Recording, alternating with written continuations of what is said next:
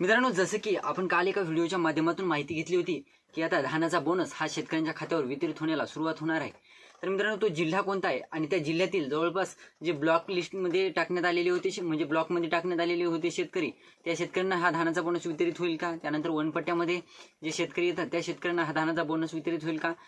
जर झाला नाही वितरित तर ते कधीपर्यंत वितरित होईल? अशा अनेक प्रश्नांची उत्तरे आपण 2 ते 3 मिनिटात कव्हर करण्याचा प्रयत्न करणार आहोत। तर जर चॅनलवर नवीन असाल तर चॅनलला सबस्क्राईब करा आणि समोरील जे बेल आयकॉन बटन आहे ते दाबायला विसरू नका। तर नमस्कार मित्रांनो, मी राज सुरेत्र स्वागत आहे कृषीमॅन यूट्यूब चॅनलमध्ये। मित्रांनो, तुम्हाला जर काही प्रश्न असतील तर डायरेक्टली इंस्टाला मेसेज करून विचारू शकता। इंस्टाग्राम आयडी डिस्क्रिप्शन बॉक्समध्ये दिलेला आहे। मित्रांनो, बघायचं झालं तर आपण काल जे जिल्हा माहिती घेतली होती ज्या जिल्ह्याविषयी, तो जिल्हा म्हणजे गडचिरोली जिल्हा। गडचिरोली जिल्ह्यामध्ये आज धानाच्या बोनसच्या वाटपाला सुरुवात होणार आहे। दुसऱ्या टप्प्यातील जे शेतकरी धानाच्या बोनसच्या प्रतीक्षेत होते त्या सर्व शेतकऱ्यांच्या खात्यावर आज धानाचा बोनस हा वितरित होणार आहे। आज जवळपास 3च्या नंतर म्हणजे 4 ते 5 वाजता या धानाच्या रकमा ह्या प्रोसेसिंगला टाकण्यात येणार आहे। त्या अंतर्गत ज्या शेतकऱ्यांच्या खात्यावर आज संध्याकाळपर्यंत धानाचा बोनस वितरित होईल ते वितरित होईल। आज झाला नाही तर उद्या सकाळी किंवा उद्या या 1-2 दिवसामध्ये हा धानाचा बोनस शेतकऱ्यांच्या खात्यावर वितरित होणार आहे। काळजी करण्यासारखं काही नाही। राहिला विषय आता ब्लॉक लिस्टमध्ये टाकण्यात आलेले शेतकरी, ब्लॉकमध्ये टाकण्यात आलेले शेतकरी त्यांच्या कमेंट येत आहेत की बुवा आम्हाला मिळेल का?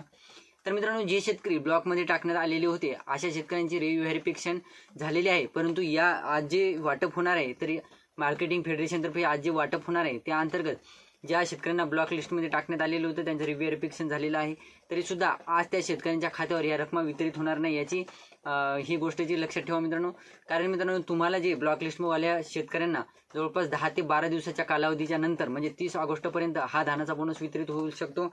आज ज्या शेतकऱ्यांना धानाचा बोनस वितरित होणार आहे त्या शेतकऱ्यांनाच हा धानाचा बोनस वितरित होईल। ब्लॉक लिस्टमध्ये असणाऱ्या शेतकऱ्यांना आज धानाचा बोनस वितरित होणार नाही, या गोष्टीची ही गोष्ट लक्षात ठेवा। त्यानंतर वनपट्ट्यामध्ये जे शेतकरी येतात त्या शेतकऱ्यांना आज धानाचा बोनस वितरित होईल का? तर नाही मित्रांनो, तुम्ही जर वनपट्ट्यामध्ये येत असाल तर तुमच्या देखील खात्यावर आज धानाचा बोनस हा वितरित होणार नाही, याची काय लक्ष घ्या की बाबा आज जे वनपट्ट्यामध्ये जे शेतकरी आहेत त्यांचं सुद्धा रिव्हेरिफिकेशन होणार।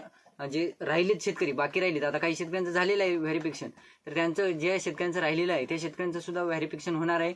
आणि त्यानंतर जवळपास 10 ते 15 दिवसाच्या कालावधीनंतर जे वनपट्ट्यामध्ये शेतकरी येतात अशा शेतकऱ्यांच्या खात्यावर हा धानाचा बोनस वितरित होणार आहे, याची ही गोष्ट लक्षात ठेवा।